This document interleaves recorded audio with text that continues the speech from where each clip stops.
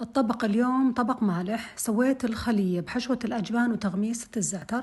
العجينة مثالية رائعة هشة قطنية، أنا سميتها الغيمة، تصلح للحالي وتصلح للمالح. إذا بتسوونها عجينة حالية بدل الملح حطوا فانيليا، سووا فيها السينابون، الدونات، القمات المحشية، جدا لذيذة.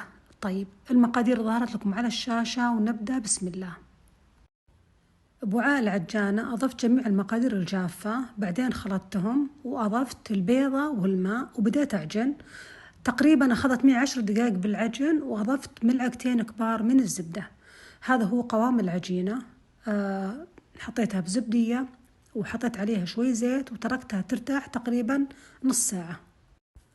أثناء ما ترتاح العجينة جهزت الحشوة، خلطت الأجبان كلها مع الزعتر وخلت شوي من البرميزان بحطه على الوجه. الحين العجينة ارتاحت كورتها، وبالنسبة لحجم الكور أنتم تتحكمون فيها. بعد ما انتهيت من كل الكمية بديت أحشي وأقفل مضبوط ورجعته من نفس الصينية.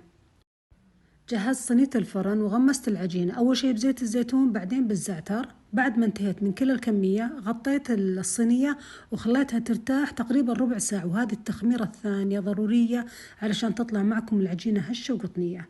بعد الربع ساعة رشيت عليها اللي هو جبنة البرميزان ودخلتها الفرن. الفرن أنا مشغلته قبل على حرارة 180 درجة مئوية من أسفل، وبعدين حمرتها من أعلى. وهنا بعد ما طلعت من الفرن ما شاء الله تبارك الله، ما يحتاج تقييم ولا يحتاج أعلق ولا يحتاج أوصف، من كثر ما هي لذيذة. طبقتها من بكرة بس صغرت الدوائر وحطيت الحشوة حشوة الدجاج والأجبان خرافية مرة لذيذة.